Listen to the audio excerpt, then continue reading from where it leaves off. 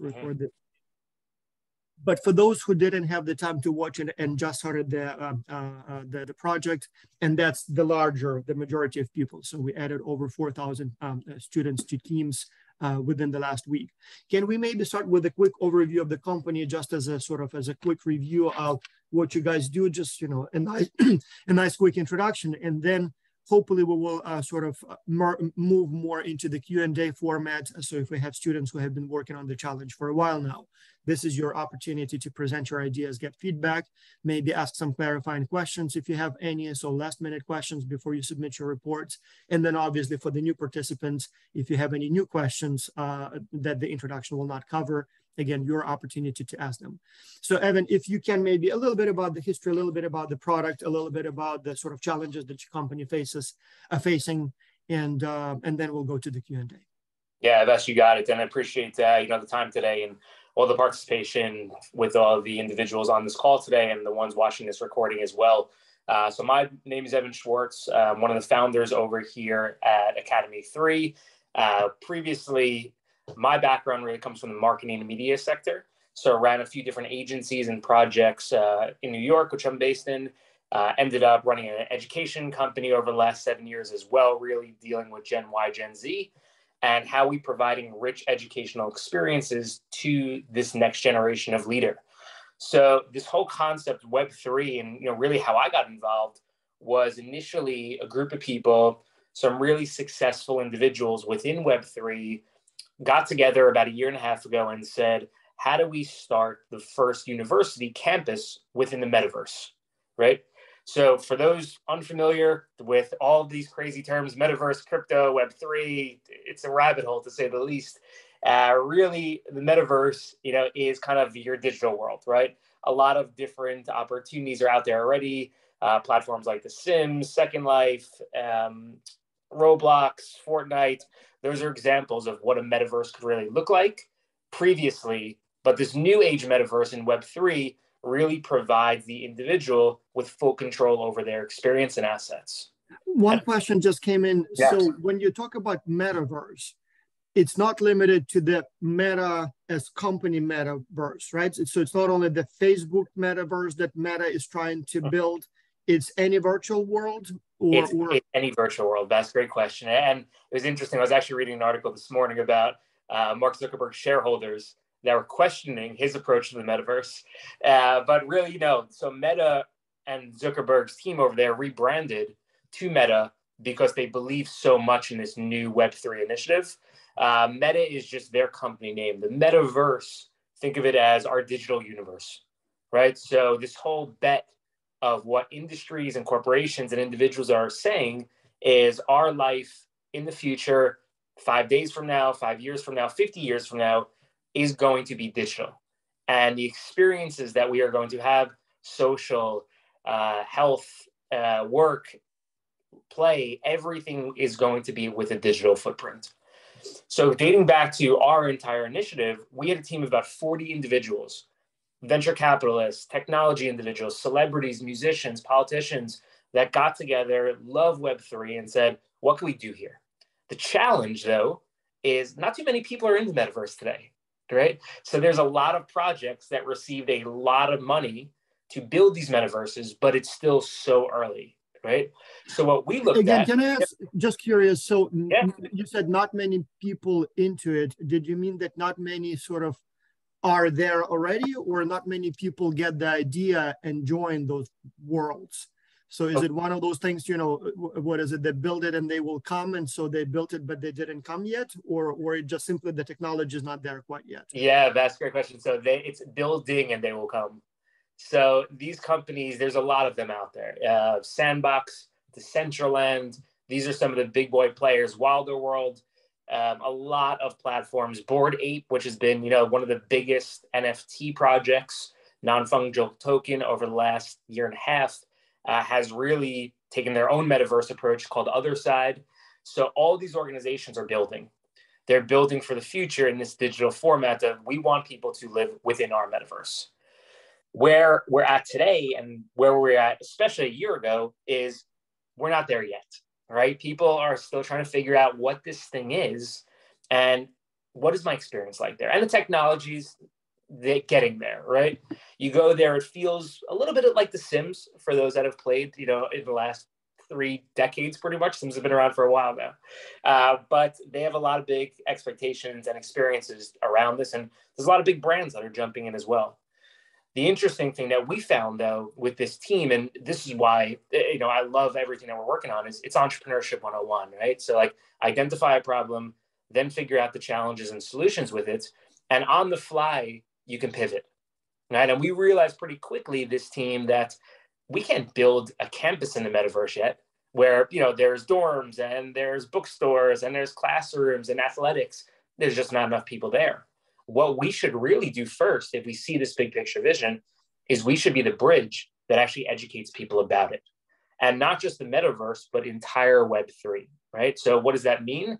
It includes things like cryptocurrencies. It includes things like decentralized finance. It includes things like blockchain, right? My favorite part of Web3. So over the last, we'll say 6-7 months, and I know there's probably 1 or 2 members of our team on this listening today too, is we built a really strong internal team.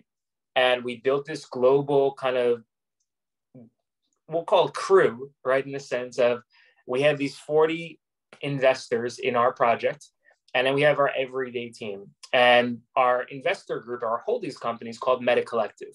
So if anyone on this call has seen the name Meta Collective, that's our parent company.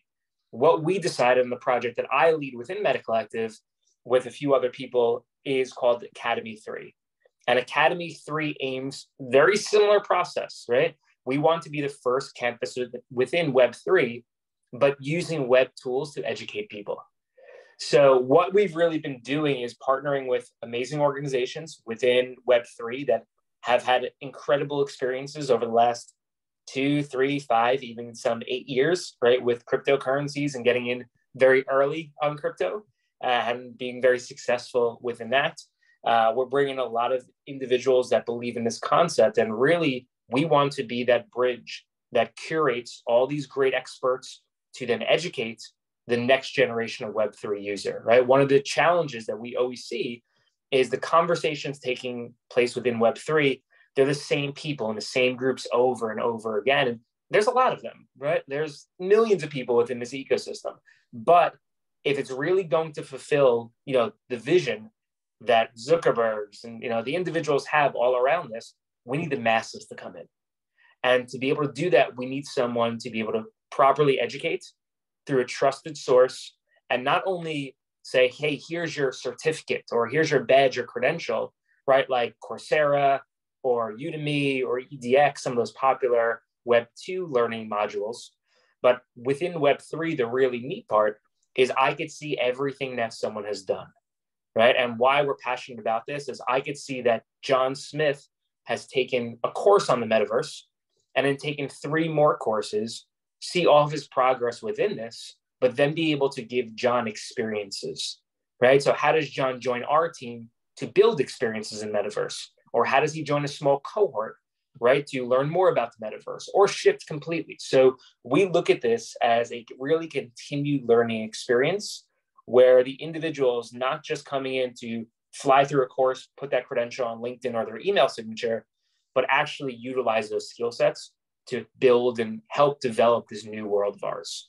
So there's a lot to this crazy concept. So if I may ask you, because you're talking about fascinating stuff, and again, here I'm obviously biased. I mean, this is my industry essentially. And so in a way, what you're talking about is you're describing my tomorrows and possibly even my tomorrow in which I don't exist or don't exist in a form that I exist now, where I'm a professor in a brick and mortar university. So maybe that one will become obsolete. But so what you're describing, how is it different from today's Coursera's or Blackboards? Or Blackboard is not even a virtual world or platform, but like for example, Blackboard or Canvas. So I can have students enroll from anywhere. They will see their grades. I will see their performance. If we talk about Coursera, it's a platform that allows me to sort of roll out the course in the virtual world. So there is no virtual classroom where I walk in as an avatar. And so would that be the difference, or there is more difference to it? So are you talking about something like, what is it, Ready Player One type of deal, virtual A little world? bit. How is it different from today, from the functionality of today's Coursera's and Udemy's? Yeah, Vasily, so you're on the right track with it for sure, right? Like the Ready Player One world is where the end game really happens, right? That's where the big bets are coming in and saying, I'm going to live within this, and the experience is going to be so good that it's so sticky, right? Like I'm going to come back to this every single day. So it's not there yet by any means. What the big difference is really on the blockchain side. So I encourage everyone on this call, and that's what has fascinated me about Web3, blockchain, right? So think of blockchain, if you're unfamiliar, as a ledger, right? Ledger. Everything that I do is taken note of within this ledger. So what happens is I take an action and a block gets added to Web3. And that could be for a purchase, that could be for something I work on, a course, that could be something I create. So the difference between those traditional, we'll call it Web2 MOOCs and modules that we've seen over the last decade, 15 years or so, is there's an end game to it, right? I sign up for a course on Coursera, psychology course, I take it over the next 3 days and I get a certificate and I'm done, right? The really, really neat thing within Web3 is that through blockchain, what I'm able to do is personalize this experience and understand within the community what everyone else has done without having to go deep into, let's say, a spreadsheet or a ledger. Blockchain shows you it in a streamlined basis. So Vas, you and me might be taking, let's say, 2 English courses, right? Within Web3, what it's able to do though is show me my blockchain and my records on what the system and what our ecosystem here at Academy 3 believes you should take next. So think of it as a little bit of personalization. And we've seen that with platforms already taking place. But through this as well, and something we are huge on, is the learn to earn economy, right? So one of the big things that you might hear within Web3 as well is about tokenization, right? Tokenization means there's a currency that is worth something based on an action. Simple as that, right? There's a lot of individuals that have tokenized their experience, and it goes back to the very same things as a video game, right? So I'm playing Mario Brothers, I hit a token, right? And 100 tokens gets me a new life, or I get to power up. What I'm able to do with tokenization taking place now within games is I'm able to earn and unlock skins, rewards, experiences. What is also taking place within tokenization is that token is actually liquid, right? So you're seeing things within tokenization where people are playing games and able to cash that token in for legitimate money, right? What we see and the revolution we see, and why we're so passionate again on this, is we see a learn to earn economy, right? Where people are coming in and understanding on 2 sides of the fence. If I'm learning and creating and leveling up here, how is that shown not just with the certificate or badge, but how is that shown with actual currency? And on the flip end of it, who is accepting this currency? So for us, we have about 50 partners today that we're building this ecosystem with, that will have an exchange of this token and currency between all of us. Now, on the other end of it, it also goes back to things that you're creating. So Vas, from your side as an English professor, let's say you might teach a course and it might be this great video, it might be this great experience where it's recorded, and every single time someone participates in this, you're getting that token as well. So it's really like, think of it as a circular economy, right? So it's doing this ecosystem where everyone, I don't want to say everyone is benefiting 24/7, but there's aspects of incentives throughout. So there's a lot of different elements within Web3, not just with us, right? Within Web3 in general, where I'm able to earn based on my experiences, and I'm able to showcase that specifically through blockchain type of technology. Yeah. To some way, I kind of see this model play out in on YouTube. So now in the last whatever years, we saw an explosion of these educational channels, SciShow, Veritasium, Smarter Every Day. And so my understanding is that those guys make their money. Obviously, there is some advertisement, product placement, but primarily I assume views on YouTube. And I assume every time somebody's viewing the video on YouTube, they probably get some money through monetization of essentially YouTube monetization schemes. And so here, my understanding is that it's kind of like a similar business model, just much fancier on the IT side, right? So well, it's also decentralized, right? And also, yeah, decentralized too. Yeah. decentralization is like the foundation and DNA of Web3. So the big thing, right, like that we've seen over the last, Web 1 was the introduction, right? Web 2 was the advertisers coming in and owning. So there's two sides to Web 2, right? I'm either paying for something or someone's making money off me, right? It's simple. I'm watching a video exactly like you said, great video, I get it for free, but on the back end of this, you know, brand XYZ is making 25 cents every time I watch it. Okay, we get that. Every time I post something on Facebook or Instagram or LinkedIn, that's where the content lives. I can't take it with me unless I delete it. What Web3 does is decentralizes it, right? So it becomes a creator economy to the fullest, where only you and you alone are owning your creations and experiences. Mm-hmm. One more question about the sort of technology before we get into more business side of your company. So metaverses, there are already many of them. Again, I'm not familiar so much with the virtual worlds, but I am somewhat familiar with the social media. And so one thing that annoys me that we have so many different social media and they exist sort of separately. So, and then I have some of the same audiences on Facebook and, for example, LinkedIn, but I have to go to different platforms to see what's going on here, what's going on there. I cannot post my same content with one click to all of those social media. There are some apps that kind of allow me to do it, but still it's not always working smoothly because, you know, the length of the post requirements are different. The way they treat pictures is different and things like that. And so with the meta, or with the collection of these meta worlds, so will we end up with a very sort of fragmented, fractured world where we will have to hop from one metaverse to another to exist there? Or do you think there will be one sort of universal metaverse sometime, somewhere, that will merge all of those worlds somehow? Yeah, great question. That's, I think, everyone's hoping for, right? The issue is, and you're spot on, everyone feels the exact same way, right? Like, I have 1,000 followers on this platform, 15 on this one. Like, why can't we just bring everything together in an easy way? Well, we can't, because they're public companies or private companies, and they want to make a lot of money on it, right? Within Web3, what we're seeing is there are those hints already, right? So there are the major players like Meta that will probably go after and try to create their own metaverse, the end all be all, right? The same as what Facebook did. Then you have other projects that want to be the backbone of the metaverse, right? So I could seamlessly sync into this and experience multiple metaverses. Now, the big play here ultimately is the metaverse is a game.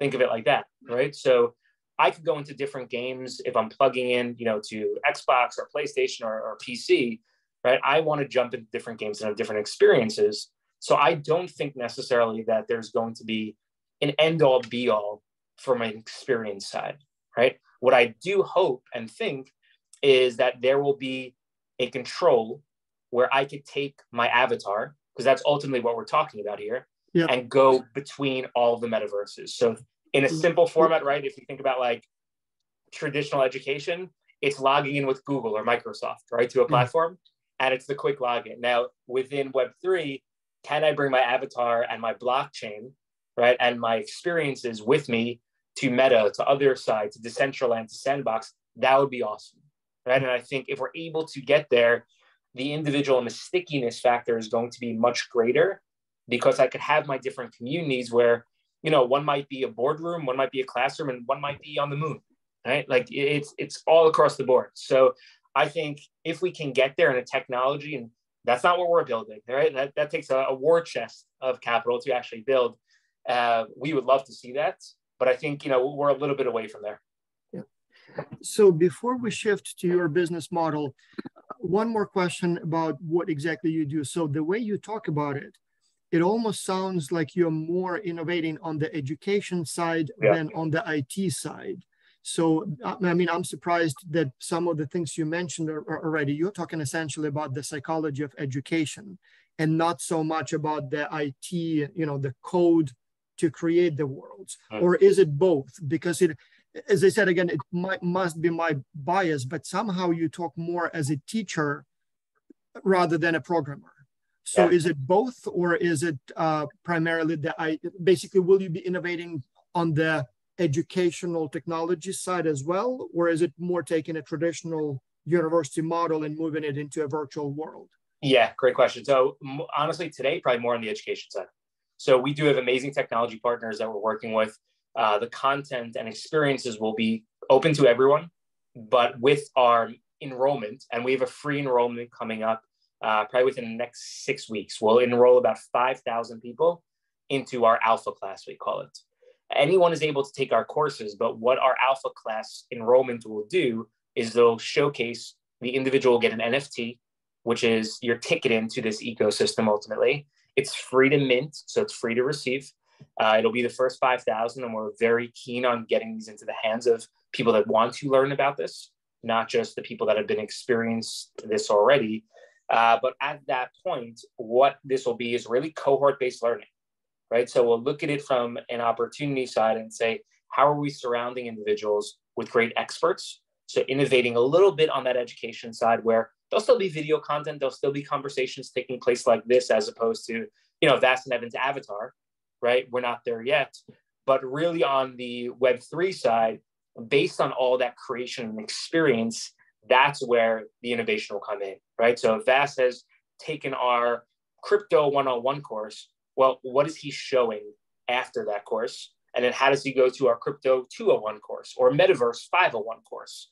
So that's really where the innovation will come in on the tech side. So it seems like we lost Evan for a second here, so hopefully he'll rejoin in a second now.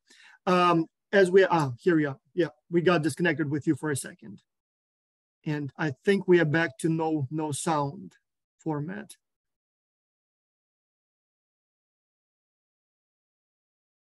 As we are reconnecting, so one of the questions that just came in, what kind of courses are you offering? So I understand it's about the Web 3.0, so blockchain and those kinds of things. But so will those be more like formal courses taught by professors, or will it be something more different in the form of delivery? And so we have also here, I see a question from Yana, very much Yana. So we will ask a question in a second. Yeah, so, and the phone died, so we will take a second to reconnect. So meanwhile, while we're waiting, so I would like to use again this opportunity for the administrative work. Any questions, any concerns, any observations? Anyone is willing to share your experience, how things are going in Xculture for you so far? So I'm looking obviously at your weekly progress reports. I see your peer evaluations. So I know that for most of the students, things seem to be going pretty well. I did receive a few questions and complaints as every semester about things like someone on the team is not participating as actively as needed. In some teams, it's the opposite. Some people do all the work and leave nothing else to do for the rest of the team. So things like that, but how things are going for you. So while we're waiting for Evan to restart his phone, Warisha, I see you raised your hand. You should be able to talk if you want to. And so anyone is brave enough. Yeah, go ahead. Yeah. You have a question or comment or observation? First of all, good morning, sir. Good morning. Here in India, it's about to night, but there is morning. Good morning. How are you, sir? Very well, very well. So how about you? Are you in the early track or late track? Did you just start or were you about to finish? No, I have to start. I joined on 2nd October. That was the last just recently. Yeah, I want to ask what I have to do. We 5 team members all already cooperate and communicate, but now we are waiting what we have to do. So now your next step will be to select your client company. And so, on the resource page, I'll show it in a second, just so you see, you have a list of, if I remember correctly, it's 12 companies. And so you can look at the list and then select any one you like. The teams can change the client companies at any point. So if you select a company, so if you scroll down the resource page, so here you see the list of clients. So you have a company that makes adhesive tapes from Brazil. You have a company that offers engineering services, all kinds of things.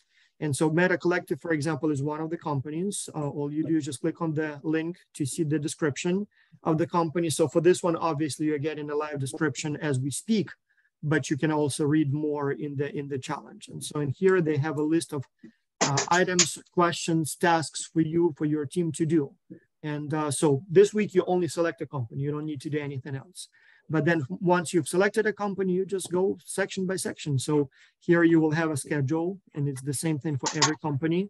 So if we go October 6th, you meet your team members. October 9, you'll get to know each other. And then by the end of this week, you select the client company. Then next week, you will work on section 1, and you will see in this document what is needed for section 1, then section 2, and then so on and so on. So your task now is to communicate with your team and decide which company, which challenge you as a team would like to work on. And once you have that, you just basically just follow the steps, just go there. Okay, okay. Does that make sense? Yeah. Yeah. Okay. Yep. So nothing difficult. And as I said, again, don't stress out too much about selection, the selection of your client. So if you select one company, but then let's say you watch the webinar and you really like Evan here, he's an interesting speaker, he's talking about these futuristic worlds. And so you decide, you know what, actually I like Metaverse more, you can switch at any time. Usually once teams choose a client, they don't switch. But again, if you know, a week later, your team decides to change your mind, that's perfectly fine too. Yep. Shubhyan, I see you also raised your hand. Did you have a question? And Marisha, any other questions? No, sir. Thank you so much. I'm excited for working for company. Okay. Thank you. Very nice. How are the things going for your team? So Marisha, for your team, so you said everyone more or less connected with you so far. Everyone's communicating, right? Yeah, yeah. Everyone is familiar. We are made a group on WhatsApp, and now we are chat there. And yeah, I wanted to ask how you communicate. Little bit casual, because in email it's like very formal and all that. We are very difficult to communicate there, so we made our WhatsApp group. Now it's easy and goes on flowing. Very nice. Thank you, sir. Thank you, Axel, no problem. for giving this No problem. Yeah. To global virtual. Thank you so much. Yeah, absolutely. Shubhyan, I see you raise your hand. Did you have a question, observation, or was it? Yeah. Go ahead, please. So yeah, this is Shubhyan speaking from Geo Institute. I just had a probably a question, like not regarding the company or project we're supposed to work for, but technically on team management.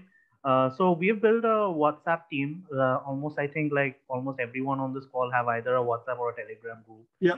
So we built a WhatsApp team, and we are trying to figure out a time which works for all of us. Because 2 of my team members are from Peru, 1 from Finland, 1 from USA. So it seems pretty, it's a diverse, most of them are on the western half of the world, while I'm here in the eastern half. So we're trying to figure out a diverse time. Till now, we have yet to meet face to face. I mean, like on live camera and all. So if you have any suggestions. Yes, I have an answer for you. So you're asking a very good question. And yes, you are in India, you said, so that's 12 hours plus or minus, or 12 and a half, if you have that half an hour increment. But for you, it will be difficult to meet with the rest of the team. And so here are 2 things that I have to say about that. One, yes, it will be a challenge, but we like it. So I'm glad that you will have the challenge. So the whole point of the X-Culture project is to provide students with opportunities to experience firsthand the challenges of global collaboration. And that obviously includes cultural differences, language differences, institutional differences, but also obviously time zone differences.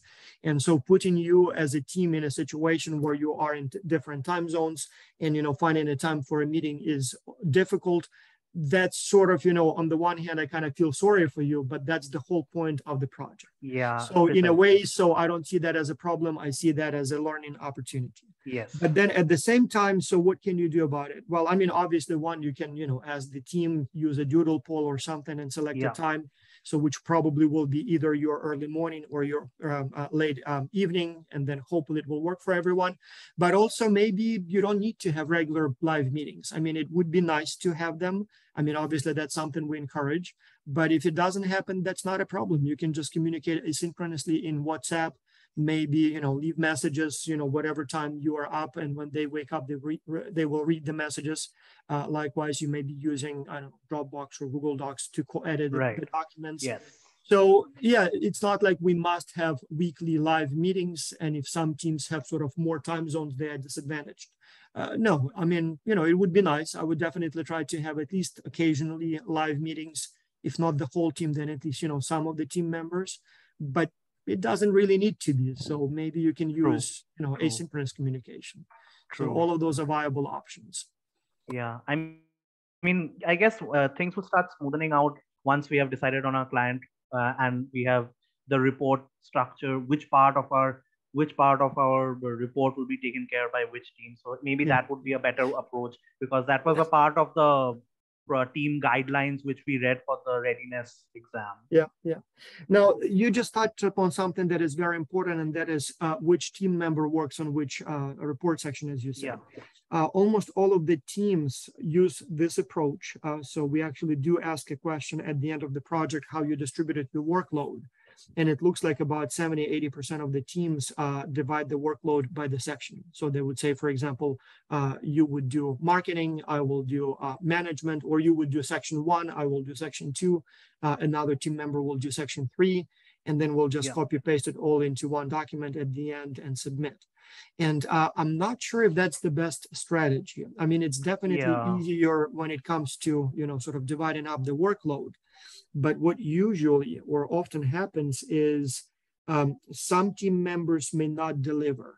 And by that, I mean they may not deliver on time. That happens sometimes. Somebody is just lazy, irresponsible, not skilled enough, or maybe had some legitimate reasons, got sick, was busy at school, at work, broke up with a boyfriend, girlfriend, who knows, and was not able to prepare it on time. And so you may find yourself in a situation where it's 3 days until the deadline, and you still don't have all the parts. More often what happens is that people genuinely try and deliver on time, but the quality is not quite there. So you submit your draft and you see that one of the team members maybe plagiarized some parts and they need to be redone, or they are very weak, or not on point, or do not correspond to the rest of the report in terms of the formatting, depth, detail, whatever your team standards are. And so my recommendation here is to spend a little bit more time on sort of, workload management, meaning that devise a system where you see each other's work frequently, maybe even in some way everybody participates in everything. So maybe you could be responsible for section 1, but you all agree that everyone will provide some input on every section. So you'll get something from everyone before you start working on your section. And then maybe that you have your part done like 2 weeks before the deadline, so that everyone can review it and then provide further input. And if they don't like it, maybe, they will tell you, so you do a little bit more, or maybe they can help you.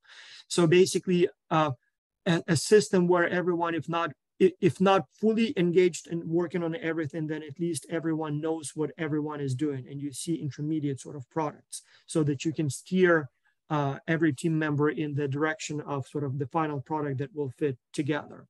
Because as I said, often teams are, I would call it lazy, administratively lazy. Often teams will simply say, okay, you do section 1, you do section 2, section 3, and I'll see you in 2 months when we copy and paste everything into one document. If that's the approach, as I said, you will be unpleasantly surprised when someone will not provide good enough quality.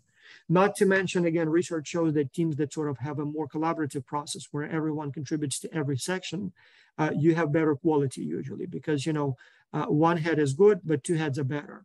And then 5 heads or whatever, your team size is better. And so you may be smart, but, as you're working on your section, let's say marketing, for example, I don't know, maybe another team member has an interesting idea for the slogan, or maybe the logo, or whatever you're trying to do there. And so from this perspective, it might be more wise to distribute a workload in the team a different way. Okay, it seems like we have Evan back here. Thanks. Yep. So hopefully that answered your question. So yes, definitely. Yeah. Absolutely. Yeah. Mm-hmm. Evan, can you say something? Can we hear you now? Yes, still no sound. I don't know. Can you maybe restart your phone or put it on the charger or something? So it gave very good quality sound.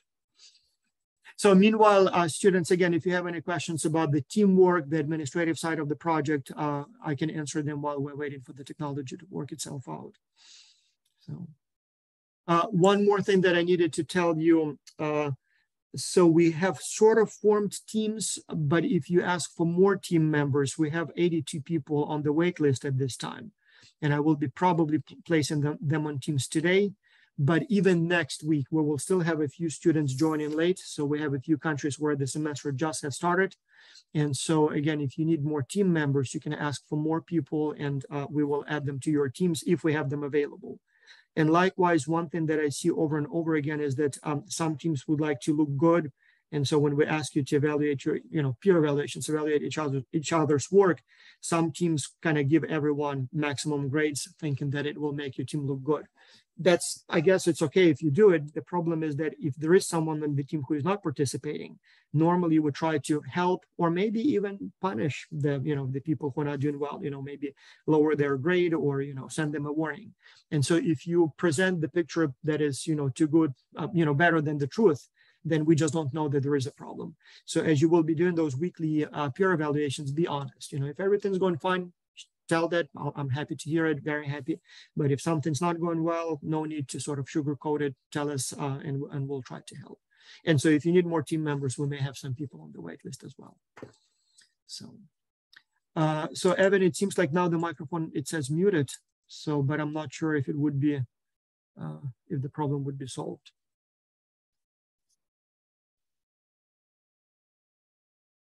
So meanwhile, we have a few questions here from our participants. Maybe I'll start with reading them, but yeah. Raphael, I see we have here Raphael. So again, as we are waiting for the technology to work, Raphael, do you want to say a couple of words maybe related to the Academy in case there are any updates for them? So let me add you here as well. So we have here Raphael, who is in charge of the teenager track. And so we have quite a sizable group of pre-college teens working in the project now. And so I'm not sure if Raphael would have any updates for them. So there is a question from Yana. It seems like someone who knows something about IT, because I can read the question, but I don't even fully understand what it asks. So she says that as she was on your website, she noticed that your Academy website has an HTTP protocol that is considered to be an outdated security practice. How does your organization handle customer data encryption within Web3? Do you have any cybersecurity specialist in your team? And maybe Anna is trying to volunteer herself. So I have no idea what the protocol is and HTTP, but I hope, Evan, you have the answer. So let's see if the microphone still seems to be inactive, right? So meanwhile, Raphael, any updates for the teenagers as they are trying to now establish their team processes and get up to speed with the project? Any updates for them? Right now, thank you, Vas, for this time for me. They are just added to the university cohort as well, right? So they are going to compete with university students and MBA students, and they will create the reports for companies. They may choose Meta Collective as well. Mm-hmm. I just have something that I will send to Academy students that they will be able to post a couple of things regarding X culture on their social media. So they will probably interact with each other and play some bingo. Yeah, very nice, yeah. Evan, so if the microphone is still not working, maybe what we can do, I can read. So I have a few questions for you that came to us via email and also compiled in our Q&A FAQ catalog. So Julia gave me a list. And so there are a few questions that came that we would like you to address. And so they deal, so in addition to what Yana asked here, so there are a few questions about the business model. So students still have a hard time, and I know you're still working on that too, but so basically where's the money either coming from now, or what are the plans for the revenue sources? So I think that's probably the biggest question that every company is trying to sort of work out now, but at least what's your vision? So who will be paying? Will it be sponsorship based? Will it be user subscription fee based? Will it be some other form, or will it be some form of, I don't know. So, but basically where will the money be coming from, revenue sources for a company like yours? So let's try one more time. I'm not sure if it's if the sound is coming from if the sound is working, but if not, maybe what we can do is maybe you can send an email and I'll circulate it among the students, or alternatively, maybe better yet, once you have the sound, maybe you just record the answer in detail, and I will just attach it to this video and then share the recording, including the second part that you will send me later. So, but we've had a few questions about this business model. So how would it work? What's the perfect vision? What are the challenges perhaps with the models that have been tried so far? So we know that there are different models being tested on, for example, Coursera, Udemy, and obviously a very different system that is used by brick and mortar universities. So, but we had a few questions of that kind. So, and then there were also a few questions about competition. So again, I know many companies are trying to work in this space, but none quite yet emerged as a sort of the Web 3.0 education platform. So are you, one student asked, are you the only company? I assume there are more. So which ones would you consider your competition? And then more importantly, how do you compare yourself to the competition? How, you know, strengths and weaknesses. And then two students, when you were talking about that alpha test, 5,000 people, so two students immediately said, can we join that group? So if they can enroll somehow. And then on top of that, so I mean, obviously the students that asked the question, but if you would like us to maybe circulate the information about this recruitment among all of the Xculture alumni, again, it seems like it's a topic that many students might find interesting. And so our students at least are not novices to virtual collaboration. I'm not sure if it's an asset in a virtual metaverse world that you create, but at least they will know how to, you know, use a computer and basic things like that. So maybe if you can provide a little bit more information around that as well. So, and there is another question here. Decentralization is key to Web 3. With the development of this world and the increase of virtual transactions and strengthening of the digital currencies, state governments will likely try to create mechanisms of regulations, taxes, and things like that. Could that be a threat to your world? So the government usually tries to regulate things, unfortunately, and I guess some oversight may be needed, but yeah. So maybe then if we can leave you with these questions, and then if you can just simply record them and send me the video, I'll attach it to my recording and then share it with the whole group. Most students are watching the recording anyway, so it's not a problem because most of them are in school, at work, or maybe asleep at this time. So this way they will get the full recording, including the answers to those additional questions. And then also there is a question that just came in: is Meta Collective essentially a Web 3.0 learning aggregator? So that's a good question. And there was, oh yeah, there was another question. So the courses that you're offering, so who creates the content? Will it be like Facebook where users created? Are you hiring some professors who will create courses and deliver them and oversee them? Is it someone from your team? Because you mentioned you have a background in education. So will you deliver some of them? Would it be more like Khan Academy where there is a lecturer? Or would it be more just a collection of materials already available on the web and people just navigate them? So that's a very important question. And I'm actually very, very much interested in that. You mentioned that I can be sort of in some way a user and a customer, but also a provider. But I'm curious, so will there be a time when professors will not have to sort of work at a university to be professors? Will it be possible to sort of make enough money being a sort of, I'm not sure if it would be called freelance university professor, or would it be sort of like a metaverse university professor?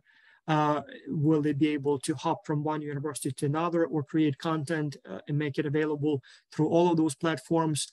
Again, it's sort of almost, I'll be honest, it's almost scary to think about it for me as a professor for several reasons.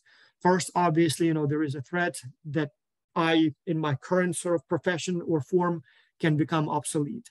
Second, which is even scarier, that you know, in order to survive, you have to adapt. So you will offer a lot of opportunities, but it will also mean a lot of extra work.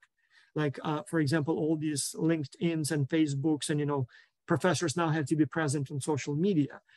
You know, it used to be a very comfortable time where you just come to the classroom, you teach a lecture, you go home, and that's all that was required of you.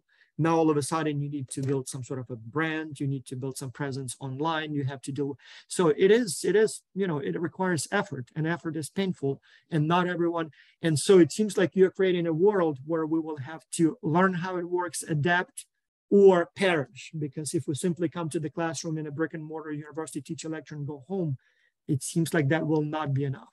And so I'm trying to figure out how it will work so I can maybe prepare early and build my, I don't know if it will be called audience or presence or something before, you know, the system becomes too difficult to enter. And so it would be, I'm sure, for professors equally interesting to learn about what you have in mind, not only for students. All right, so then for everyone, maybe let's then stop here. Evan, so whenever you have time later today, tomorrow, if you send me the rest of the video, I will then put them together and just edit it a little bit so that we have a smooth transition and then circulate it with all the 4,000+ new participants. And then also the alumni also watch that sometimes too. And yeah, and then maybe we'll follow up if we have time before the semester is over, maybe with one more. Thank you so much. Thank you. Thank you, everyone.